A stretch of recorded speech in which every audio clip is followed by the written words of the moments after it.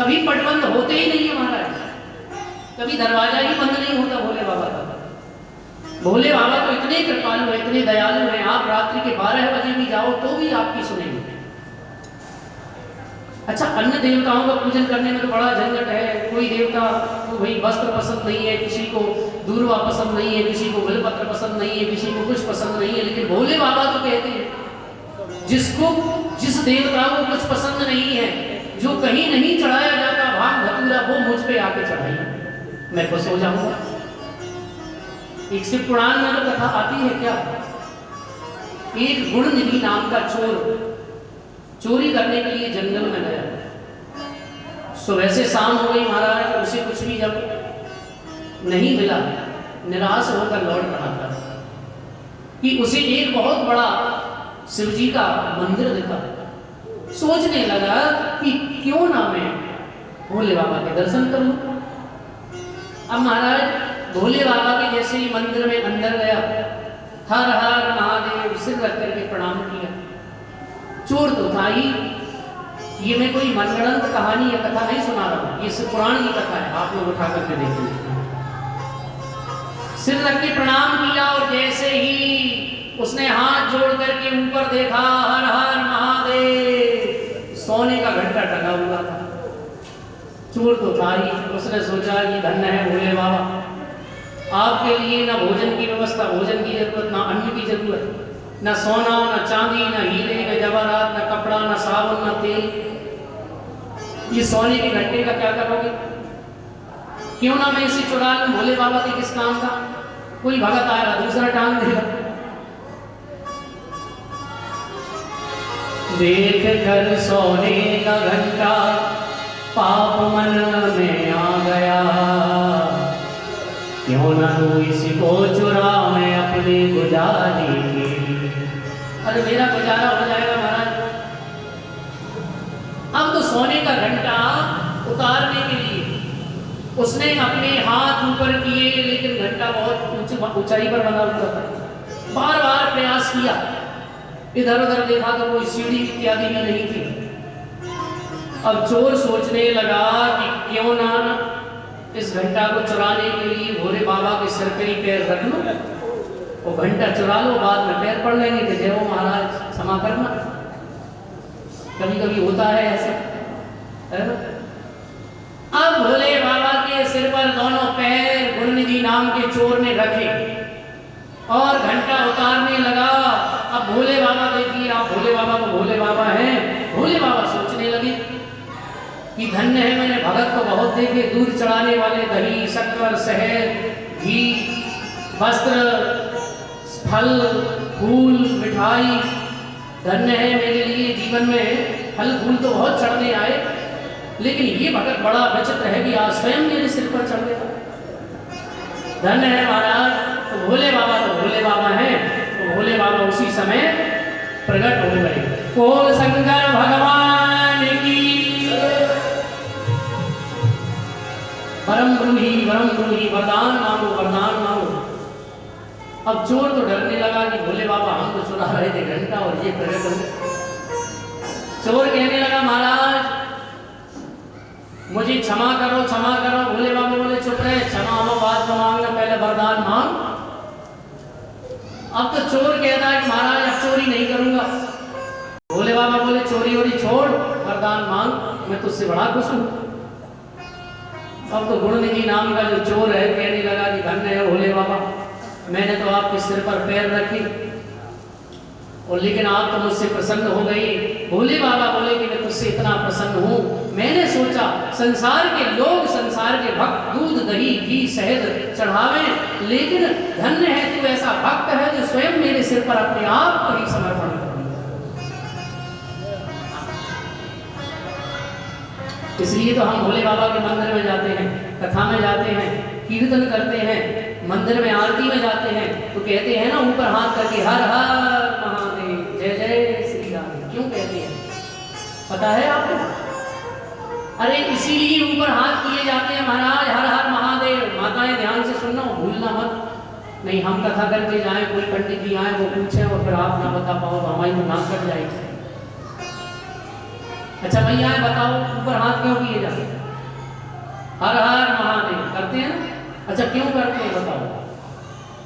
हमारा आज करते तो है लेकिन पता नहीं। अब पता कैसे चलेगा? जब कथा सुनोगे तब पता चलेगा।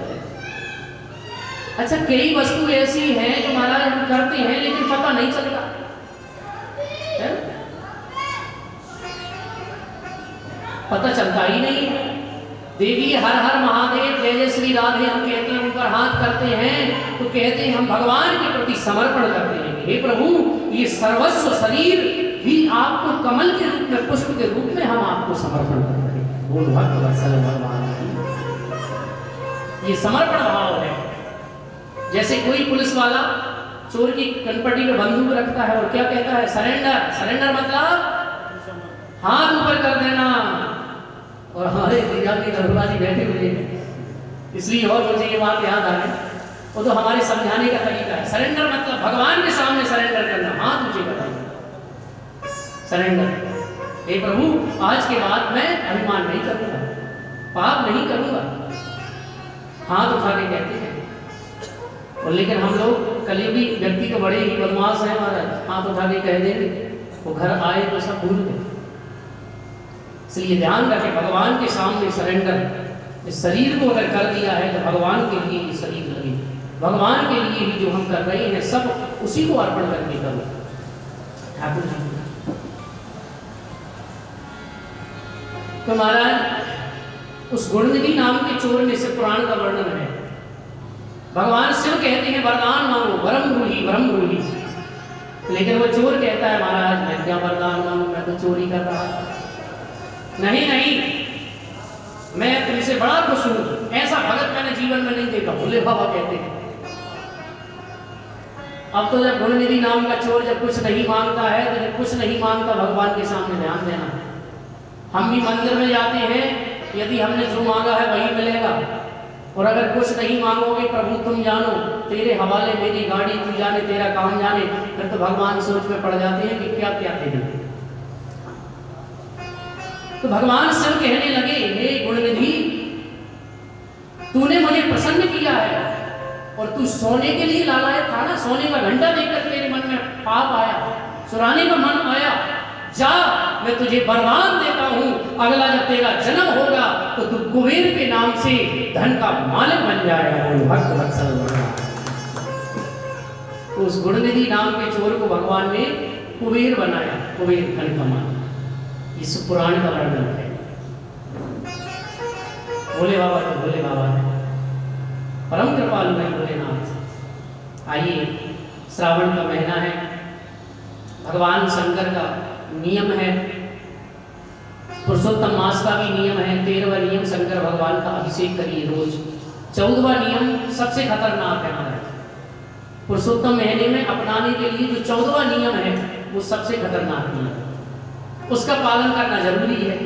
और अगर उसका पालन नहीं किया तो ये सारे नियम आपने किए हैं ये सब समाप्त हो जाएंगे। वो 14वां नियम माताएं सुने पुरुषोत्तम महीने में। 14वां नियम क्या है? किसी की निंदा नहीं करना है ना? निंदा, किसी की बुराई नहीं करना है, बुराई है ना। यदि आपने ये 14वां नियम नहीं अपनाया और जिसकी बुराई की, पुरुषोत्तम मास में ऐसा कहा है भागवत में, पुरुषोत्तम महीने में जिसने बुराई की, निंदा की, ये नियम पालन करते हुए, तो बोले जिसकी बुराई करोगे तो जितना दिन भर में तुम भजन करोगे वो उसी को मिल जाएगा। ऐसा है। एक कथा आती है, आप लोग सुने, अन्य रामायणों का वर्णन है।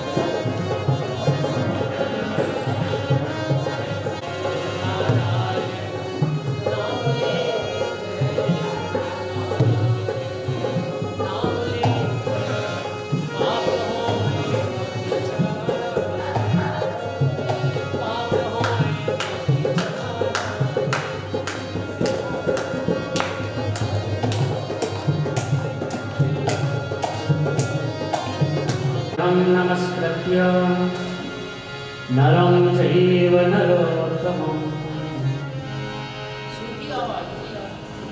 देवीं सरस्वतीं व्यासं ततो जयमुदीरये।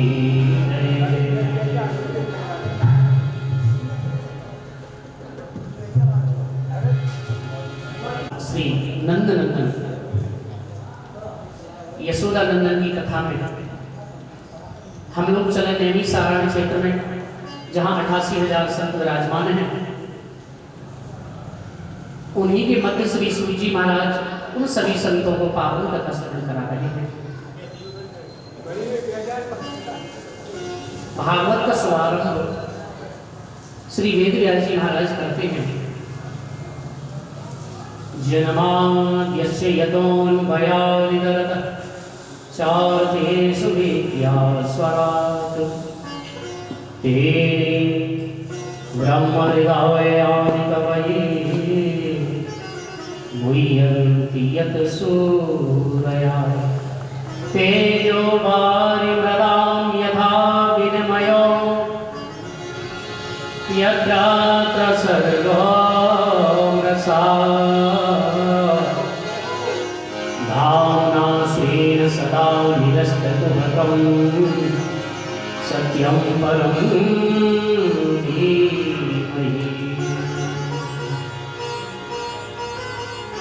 भागवत के प्रथम स्कंद में श्री वेद व्यास जी ने सत्य की वंदना की। सत्यम परम धीमहि, वो सत्य ही भगवान का स्वरूप है। 88,000 संत प्रश्न करते हैं कि महाराज हमने सुना है ये सुखदेव जी कौन है, किसके पुत्र हैं, कैसे इनका जन्म हुआ, कैसे ये संसार में आए, कैसे इन्होंने भागवत पढ़ी और कैसे राजा परीक्षित को श्रवण कराई। ये सारी कथाएं आपने सुनाए। तो महाराज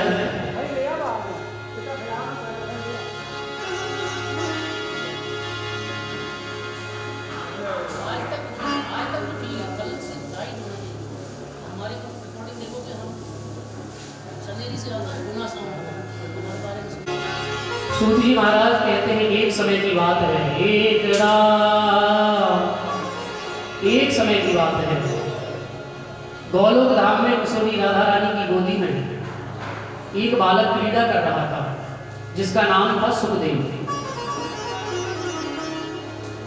राधा रानी ने सुखदेव जी से कहा, बेटा सुखरूप प्रबोधक्य सर्वशास्त्र विशारदम। सुखदेव जी से राधा जी ने कहा कि बेटा तुम मृत्यु लोक में जाओ, वहां जाकर के भागवत की कथा संसार के लोगों को श्रवण कराओ। सुखदेव जी कहने लगी, मैया मैंने सुना है कि जो मृत्यु लोक है वहां पर जो व्यक्ति गया वहां भगवान की माया उसे पकड़ लेती है और मैं जो 2-4 माला आपकी भजन करता हूं ना वो मैं सब भूल जाऊंगा। इसलिए मैया मैं नहीं जाऊंगा मृत्यु लोक। जो संत है महाराज उनका भाव यही है।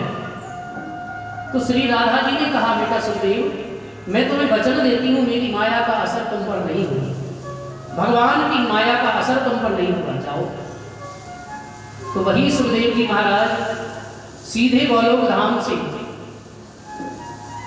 मृत्यु लोक में आए और मृत्यु लोक में भी कहाँ आए, कैलाश पर्वत पर। कैलाश पर्वत पर एक पक्षिणी के घर में प्रवेश किया। इधर नारद जी महाराज के मन में एक भावना जगी कि क्यों ना सुखदेव जी का जन्म तो होना ही है, लेकिन मैंने अच्छा नारद ऐसे संत हैं कि जिस घर में कभी लड़ाई झगड़ा ना होता हो वो महाराज नारद जी पहुंच जाए तो लड़ाई झगड़े चालू करवा देते हैं। तो भगवान करे काऊ के घर में लड़ाई झगड़ा ना हो गए। अच्छा नारद जी की एक विशेषता और है कि जिस घर में रोज झगड़े होते हो वहां नारद जी पहुंच जाएं तो झगड़े बंद भी करा देते हैं। दोनों बातें हैं नारद जी।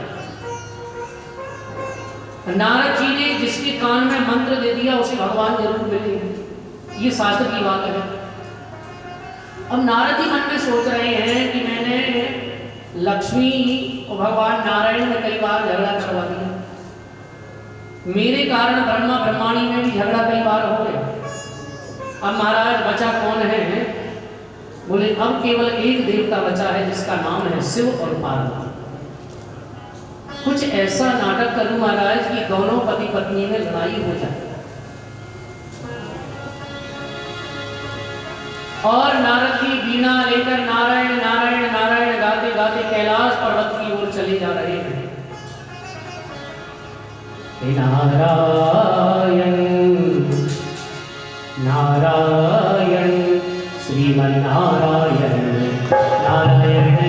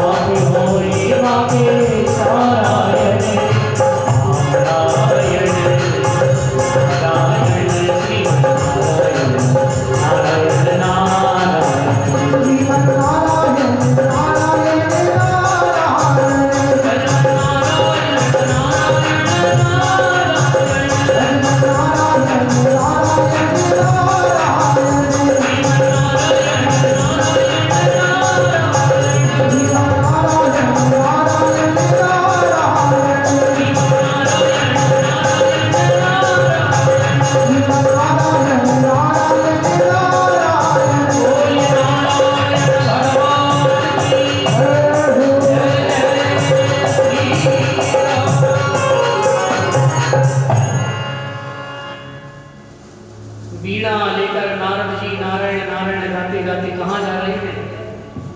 कैलाश पर्वत पर। अच्छा, कैलाश पर्वत पर तो रहते हैं भगवान शंकर पार्वती, और भोले बाबा का तो नियम है सुबह से ही बस स्नान ध्यान किया कि भगवान के ध्यान में नेत्र बंद करके बैठ जाए। हाँ। केवल पार्वती जी इधर उधर घूम रही थी कि नारद जी को देखा पार्वती जी ने। हाँ, हमारे घर में कोई मेहमान आता है भैया है तो हम लोग बिठाते हैं, आसन अगर है तो आसन पर बिठाते हैं, जल यदि है तो जल दिलाते हैं। पार्वती जी ने नारद जी को आसन पर बिठाया, सुंदर लड्डू खिलाए और महाराज जल पिलाया, स्वागत किया। स्वागतम ते महाभागा। अब तो नारद जी तो इस ताक में थे कि मुझे बात करने का मौका मिले तो ऐसी आग लगाऊं कि दोनों पति पत्नी में लड़ाई होने लगे महाराज। और कुछ लोगों को काम ही हो महाराज, आजकल जो लड़ाई झगड़े करवा के बाप नाम ही नारद रख देंगे तो ये तो बड़ा नारद है। अब नारद जी को चाहते थे कि शुरुआत कौन करे, तो पार्वती जी ने कहा कि अरे नारद, बहुत दिनों बाद आप कैलाश पर्वत पे आए हो। नारद जी हंसने लगे और कहने लगे माता, अब मैं बिल्कुल कहीं नहीं जाता। क्यों नहीं जाते महाराज? बोले मैं इसलिए नहीं जाता कि कलयुग लग गया है, कलयुग।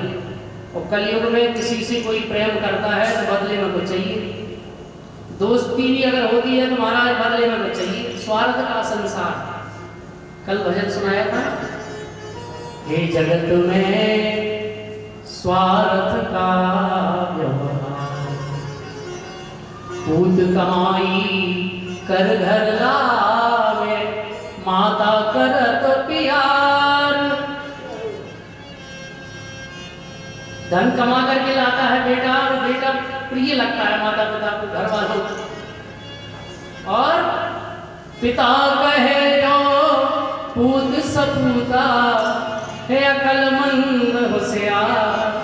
अच्छा, एक बेटा मेहनत करके धन कमा के लाता हो और एक बेटा कुछ करता ना हो तो ध्यान देना, ये बात आप ध्यान से वहां समझ जाएंगे। लोग उससे कहेंगे कि ये तो कुछ नहीं करता, कोई काम करेगा। पैसा बिन बाप कहे पूत तो कपूत भयो, हे पैसा बिन मात कहे और कोई को जायो है। पैसा बिन भाई कहे मेरो दुखदाई भयो, पैसा बिन सास कहे कहाँ को जमाई। क्योंकि ये दुनिया बड़ी चमकदमकी है। अच्छा, नहीं है स्वार्थ का संसार। ये नारद जी कह रहे हैं पार्वती जी से कि मैं अब इसलिए किसी के घर नहीं जाता कि बिना स्वार्थ के कोई बात ना पूछे। अरे बिन स्वार्थ कोई बात ना पूछे, देखा खूब विचार, जगत में स्वार्थ का व्यवहार। पैसा में सास कहे कहाँ को जमाई है महाराज। ससुराल भी जाओगे, एक दामाद पैसा वाला है तो उसके लिए सोफा डल जाएगा, और एक अगर गरीब है आवे हमें चाय बनेगी, हमें पिए थोड़ी देर बाद। पैसा वाले देर नहीं कॉफी पीते हैं, सास बड़ाई करेगी पैसा वाले दामाद की, हाँ ऐसा समय नहीं था लेकिन फिर भी आ गए। और गरीब दामाद है ना, एक महीने से ससुराल का काम लगवाएगा, पूरी चिट्ठी लगवाएगा, पूरे निमंत्रण लगवाएगा, सारी व्यवस्था भोजन की, भंडारे की, कपड़े धुले हैं नहीं है, पहने हैं नहीं पहने हैं, नहाया है नहीं नहाया है, लेकिन फिर भी उसके लिए चाय की पूछने वाला नहीं। और एक दामाद पैसे वाला नौकरी करता है, उसने फोन लगाया, सासों का समय नहीं था, फिर भी छुट्टी ली है, एक दिन 2 घंटे से ज्यादा नहीं रुके। अब सास ने बड़ाई शुरू कर दी, आने वाले हैं सोफा लाओ, वैसे बैठते नहीं है महाराज। व्यवस्थाएं होने लगी, सोना चांदी से लदी हुई अपनी बेटी को देख करके ये मेरी बेटी है, खुश हो गई मां। और एक बेटी बेचारी लीप पोत रही है, घर दरवाजा सजा रही है, उसको कोई पूछने वाला नहीं। तो नारद जी यही तो कहते हैं कि मैया मैं इसलिए नहीं जाता, स्वार्थ का व्यवहार इसलिए नहीं जाता। पार्वती जी बोली महाराज आप कहते हैं कि प्रेम बनावटी है, पति पत्नी का प्रेम भी बनावटी है। बोले बाबा और मेरा तो प्रेम बड़ा सुंदर है, आप कहते हो कि संसार में बड़ा झूठा प्रेम है। तो नारद जी कहने लगे कि मैया भोले बाबा तुमसे कितना प्रेम करते हैं? बोले इतना प्रेम करते हैं कि गुरुजी कान में जो मंत्र देते हैं, शास्त्र कहता है उसे किसी को नहीं बताना चाहिए, लेकिन मेरे भोले बाबा तो मुझसे इतना प्रेम करते हैं वो मंत्र मुझे बता दो। नारद जी हंसने लगे, नारद जी बोले भगवान करे कम से कम तुम तो ऐसे हो दोनों पति पत्नी कि तुम्हारा प्रेम बरकरार रहे। लेकिन देवी एक बात बताओ, प्रेम जिससे किया जाता है बात छुपाई नहीं जाती उससे। भोले बाबा के गले में मुंडों की माला, उसमें किसके मुंड लगे हैं ये कभी तुम्हें बताया? पार्वती जी बोली हे भगवान प्रेम तो बहुत करते हैं लेकिन मुंड किसके लगे हैं ये तो कभी मुझे बताया नहीं। नारद जी बोले फिर क्या खाक प्रेम करते हैं? अरे जिस माला को 24 घंटे गले में लटकाए करते हैं उसमें किसके मुंड लगी हैं अपनी पत्नी को नहीं बताया। नारद जी ने कहा भगवान करे तुम्हारा खूब प्रेम है सोई बढ़े। और नारद जी तो आग लगाना थी लगाई और दौड़े भागे काम कर दिया। पार्वती जी ने मन में विचार किया कि वो तो धन्य है नारद जो मुझे सचेत कर दे, नहीं तो मैं तो इसी चिंता में इसी धोखे में थी कि मेरे पति प्रेम करते हैं, मतलब प्रेम नहीं करते इसका मतलब। तो पार्वती जी ने सुंदर वस्त्र उतार दिए, श्रृंगार उतार दिया, मलिन वस्त्र पहन लिए और कोप भवन में जाकर के रूठ गए। अच्छा पुराने जमाने में नियम था कि राजा महाराजा मकान बनवाते थे, महल बनवाते थे तो एक कमरा बनवाया जाता था जिसके दरवाजे पर लिखा रहता था कोप भवन। पत्नी उसमें चली जाए पति बनाने जाते थे, ये नियम था पुराने जमाने में। अच्छा आजकल ये आपने कहीं भी नहीं देखा होगा, बड़े बड़े शहर में भी जाओगे आप, मैंने तो नहीं देखा, आपने देखा हो तो बता दो। कोप भवन किसी कमरे पर नहीं लिखा रहता, किसी मकान पर नहीं लिखा रहता। अब क्यों ये परंपरा समाप्त हो गई? पहले की माताएं रूठती थी तो कोप भवन में जाकर रूठती थी, और आजकल की माताओं का कोई भरोसा नहीं है, चौराहे पे रूठ जाए 10,000 की साड़ी ले तो समझो जहां रूठी वहीं कोप भवन हो गया। इसलिए भोले बाबा की समाधि टूटी। नारद जी जा रहे थे, भोले बाबा ने देखा। भोले बाबा ने नारद से कहा नारद कहाँ जा रहे हो? नारद जी बोले महाराज हम जल्दी में हैं, तुम तो अंदर जाओ, आपकी पत्नी पार्वती जी याद कर रही है। भोले बाबा समझ गए कि नारद जैसे संत का पदार्पण हमारे आश्रम में हुआ है तो कुछ ना कुछ गड़बड़ तो हुई है। और जैसे ही गए जाकर के महाराज देखा पार्वती जी मलिन वस्त्र पहने हैं, सुंदर वस्त्र दूर पड़े हैं। भोले बाबा ने कहा देवी सुंदर वस्त्र क्यों उतार दिए, मलिन वस्त्र क्यों पहन लिए? पार्वती जी बोली महाराज रहने दो, एक तो आप बाहर से काले तो हैं ही और अब तो अंदर से भी काले हैं। भोले बाबा बोले कि अंदर का काला तो वो होता है जो कपट करता है, मैंने तो कभी तुमसे कोई कपट नहीं किया। पार्वती जी बोली महाराज कपट नहीं किया तो क्या किया? आपने बहुत कपट किया। भोले बाबा बोले मैंने क्या कपट किया? तो बोले महाराज आपके गले में मुंडों की माला है, उसमें किसके मुंड लगे ये तुमने कभी हमें नहीं बताया। भोले बाबा खड़े खड़े नेत्रों से आंसू प्रवाहित करने लगे। वो कहने लगे देवी मैं तुमसे कितना प्रेम करता हूँ, ये माला ही तो एक प्रमाण है। वैसे तो तुम जगदम्बा हो, परम्बा हो, और जब जब शरीर को त्यागती हो, दूसरा जन्म लेती हो, तो तुम्हारे शरीर के सिर को मैं अपनी माला में परो लेता हूँ।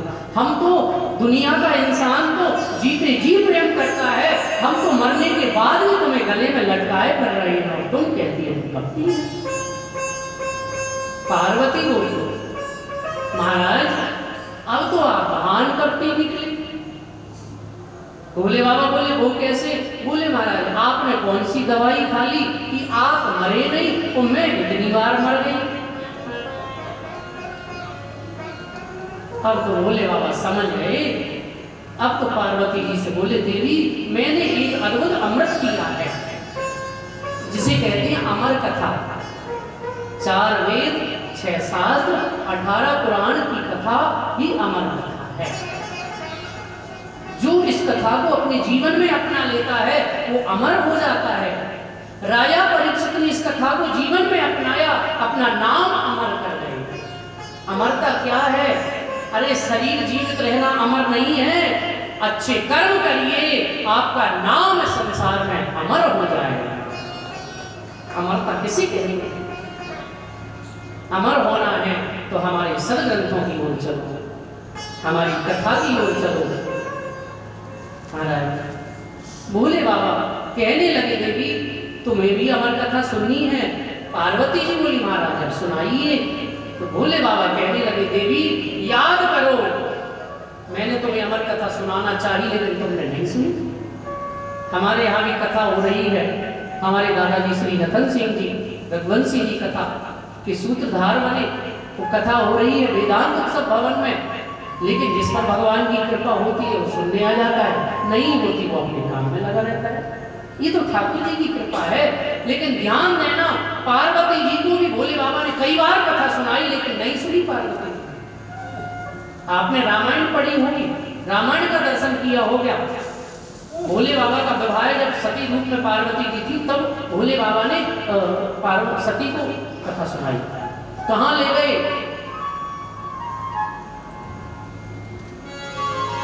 एक बार त्रेता युग एक बार त्रेता युग हो गए तुम भगत ऋषि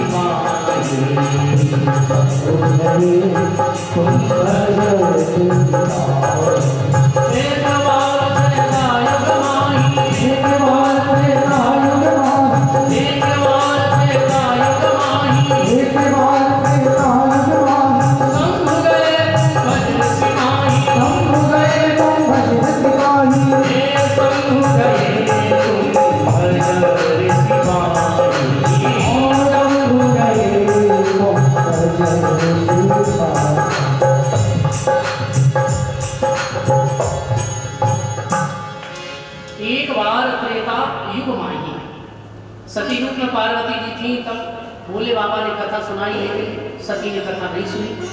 और कथा भी उसी को सुनानी चाहिए जो इसका अधिकारी हो, हाँ, जो श्रद्धावान हो, जो श्रद्धा का पात्र लेकर के आए। महाराज फिर भोले बाबा सती को कहाँ ले गए? कुंभज ऋषि के पास। रामायण में सुंदर वर्णन है। और जो कथा सुनने के लिए अपना आगे पैर रखता है, कहते हैं जो अपना पैर कथा के लिए बढ़ाता है, आप घर से चले एक एक पैर बढ़ाते हैं तो हजारों कोटि कोटि यज्ञों के बराबर फल प्राप्त होता है। ऐसा प्रार्थना बढ़ता है, कोटि यज्ञ समान। अब महाराज देखिए, ये मैं मनगढ़ंत तो नहीं बता रहा हूँ। सती को भी जब कुंभज ऋषि के पास भोले बाबा ले जाने लगे तो गोस्वामी बाबा ने उपाधि लगा दी। उपाधि क्या उपाधि लगाई? संग सती जग जननी भवानी। कितनी उपाधि लगी? संग सती, सती राजा दक्ष की कन्या सती, जग जननी जग की जननी, और बोले भवानी, तीन उपाधि लगी। जो भगवान की कथा के लिए बढ़ता है, जो कथा को ग्रहण करने के लिए दौड़ता है, उसके जीवन में उपाधियां लग जाती हैं, उपाधि बन जाती है। लेकिन वहां जाकर के कथा तो बहुत बड़ी है, संग को मैं बढ़ाऊंगा नहीं, आप लोगों की सुनी हुई कथा है। महाराज सुनी महेश परम सुखमानी। सती ने कथा जब नहीं सुनी तो भोले बाबा वहां से चले। उसी समय भगवान राम सीता जी का हरण हुआ, सीता जी की खोज कर रहे हैं जंगल में। वहाँ मेरे प्रभु श्री राम बलकल वस्त्र धारण किए हुए और भोले बाबा ने प्रणाम किया, क्योंकि रामस्य ईश्वरः इति रामेश्वरः और रामेश्वर ईश्वरः इति रामः। राम स्वयं भगवान शंकर के इष्ट हैं और शंकर स्वयं भगवान राम के इष्ट हैं। अच्छा, जब प्रणाम किया तो सती ने पूछा कि प्रभु ये कौन थे? बोले यही तो थे मेरे पारब्रह्म परमात्मा। तो बोले ये कैसे परमात्मा? ये तो पत्नी के दुख से घूम रहे हैं, रोते बिलखते। शंका हुई। और भगवान के प्रति जब जीवन में, ठाकुर जी के प्रति किसी के जीवन में शंका आती है तो ध्यान देना, उसका परिणाम भुगतना पड़ता है। क्या हुआ? भोले बाबा जब चले, सती ने कहा महाराज ये भगवान थे तो मैं भी उनके दर्शन कर आऊं। यानी परीक्षा लेने के लिए सती जाने लगी, लेकिन भोले बाबा ने समझाया कि देवी परीक्षा मत लेना, गई जाकर के सीता का वेश धारण किया। मेरे प्रभु श्री राम के बारे में तो मैंने अभी अभी बताया है कि राम के सामने तो कोई नारी आती है उसे मां या बहन के रूप में देखते हैं। सती से कहा कि हे माता जी, ऋषिकेश भगवान शंकर कहाँ है? सती समझ गई कि महाराज मैं तो सोच रही थी कि मैं सीता बनकर के जाऊंगी तो मुझे पहचान नहीं पाएंगे, ये अपनी पत्नी समझेंगे, लेकिन धन्य है आई। भोले बाबा ने पूछा कि देवी तुमने कोई अपराध तो नहीं कर दिया है? तो सती ने कहा कीन प्रणाम तुम्हारे ही नहीं, तुम्हारे जैसे प्रणाम किया, लेकिन पति से जो झूठ बोल देती है वो माता ध्यान देना, जो पत्नी अपने पति से झूठ बोलती है उसका कल्याण होने वाला नहीं है। भोले बाबा तो सब समझ गए और कैलाश पर्वत पर गए हैं तो सम्मुख शंकर आसन दीना। पहले तो वाम भाग में आसन देते थे, अब सामने आसन दिया। क्यों दिया? क्योंकि ये मेरी जो पत्नी तो है, लेकिन इसने मेरी माँ जगत जननी सीता का वेश धारण किया, इसलिए आप पत्नी वाम अंग की लायक है। उसी समय घटना घटी। क्या घटना घटी महाराज? कि राजा दक्ष ने एक यज्ञ किया और उस यज्ञ में सभी देवी देवताओं को बुलाया, भोले बाबा को निमंत्रण नहीं दिया। आप लोगों की कथा सुनी हुई है। अच्छा, भोले बाबा से द्वेष रखता था दक्ष, ससुर भोले बाबा का, और इतना द्वेष रखता था कि भूत प्रेतों का संगी, सांप बिच्छू लटकाने वाला, आम धतूरा खाने वाला, वो तो मेरी बेटी नहीं मानी, नहीं मैं ऐसे के साथ व्यवहार नहीं करता। अच्छा, निमंत्रण भी भेजे देवी देवताओं को, तो निमंत्रण क्या भेजे? निमंत्रणों में लिखा कि सबको अपने अपने वाहन से आना है, लेकिन वो वाहन कैलाश पर्वत से आके निकालना है ऊपर से, और एक दो बार हो सके तो हॉर्न भी बजाना है ताकि भोले बाबा समझ जाए कि हमें नहीं बुलाया। सभी देवी देवता सज के आने लगे कैलाश पर्वत के ऊपर से। सुंदर सुंदर रथों में विराजमान होकर के देवांगनाएं जा रही हैं, भोले बाबा समाधि में बैठे थे। सती ने देखा कि ये क्या हो रहा है। नारद जी ने फिर कहा कि देवी तुम्हारे पिता के यहाँ यज्ञ है, क्या तुम्हें नहीं चलना है? बोले हमें तो निमंत्रण नहीं भेजा महाराज। निमंत्रण ऐसा थोड़ी हो सकता है कि आपके पिता आपको निमंत्रण ना भेजो। लेकिन नारद जी ने सती से कहा कि देवी आपको निमंत्रण तो भेजा होगा, लेकिन वो निमंत्रण ब्रह्मा विष्णु महेश 3 नाम लिखे होंगे तो ब्रह्मा जी के पास होगा। अच्छा, माताएं अपने पिता की बुराई कभी सुन नहीं सकती। कहने लगी सती कि नहीं नहीं महाराज, निमंत्रण तो भेजा होगा। भोले बाबा की समाधि टूटने को मैं कहूंगी कि अब चले हम अपने पिता के यहाँ, वहाँ यज्ञ है, यज्ञ का दर्शन करेंगे। और भोले बाबा की समाधि टूटी कि सती ने कहा प्रभु, अच्छा ये नहीं कहा कि मेरे पिता, ये कहा कि आपके ससुर के यहाँ यज्ञ है, आप कहो तो चले। अब महाराज सती बार बार कहती है क्या? आइए दर्शन करें। ओ मेरे भोले अविनाशी, ओ मेरे शंभु अविनाशी। अच्छा, माताओं को अगर अपने माता पिता के यहाँ जाना हो ना, माए के, तो ऐसी सुंदर सुंदर बातें करें। सती भी कर रही है क्या? ओ मेरे भोले अविनाशी, कह दो मैं जाऊं अपने माए के। भोले अविनाशी, कह दो मैं जाऊं अपनी माए के। शंभु अविनाशी, कह दो मैं जाऊं अपनी माए के।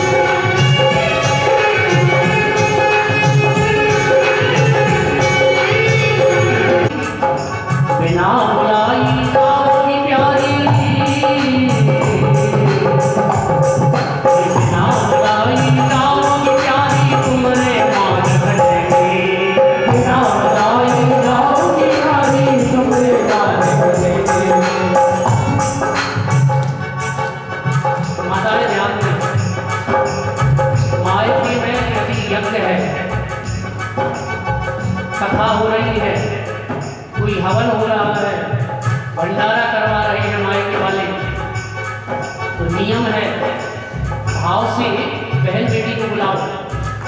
जब तक बहन बेटी यज्ञ कथा में अनुष्ठान में नहीं आती तब तक वो यज्ञ सफल नहीं होता। तो भोले बाबा क्या कहते हैं, बिना बुलाई जाओगी प्यारी तुम्हारे मान करेंगे, बिना बुलाई जाओगी प्यारी तुम्हारे मान करेंगे, बिना बुलाई जाओगी प्यारी, बिना बुलाई जाओगी प्यारी तुम्हारे मान करेंगे। और कहते भी सती से कहते हैं भोले बाबा बिना बुलाई जाओगी तो तुम्हारा मान नहीं रहेगा, तुम्हारा जहाँ मान नहीं होगा, तुम्हारा जहाँ अपमान होगा तो तुम्हारे उस अपमान को मैं सहन नहीं कर पाऊंगा। तो देख देखे अपमान तुम्हारो हमरे जिया चलेंगे, देख देखे अपमान तुम्हारो हमरे जिया चलेंगे, देख देखे अपमान तुम्हारो हमरे जिया चलेंगे, देख देखे अपमान तुम्हारो हमरे जिया चलेंगे। मानो तुम हमारी, मानो तुम हमारी, कह दो मैं जाऊं तेरी माए, बोले अमीना जी, कह दो मैं जाऊं तेरी माए।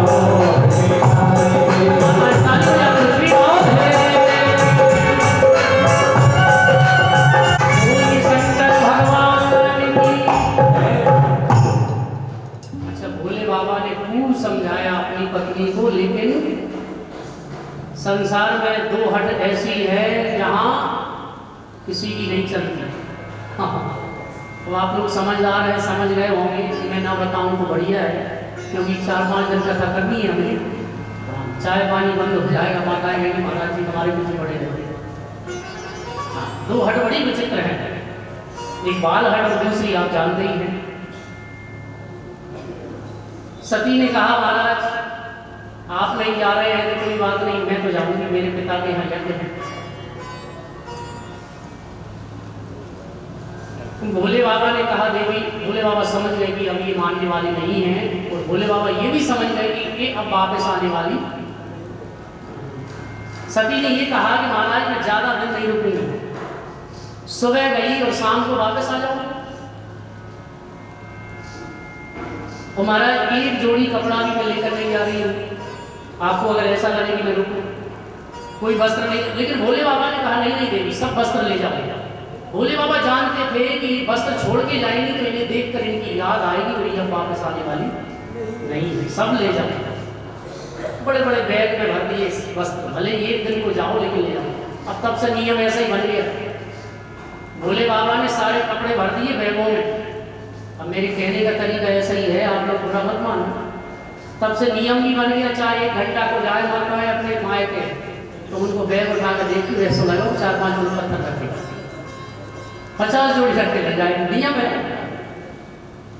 अच्छा, पहनना नहीं है महाराज, बताने ले जाती है, ये ससुर जी ने दिए 10,000 वाली, ये सासू मान लगाई 5,000 वाली, ये 100 रुपये वाली है, ये मत देखो, लेकिन ले जरूर जाए।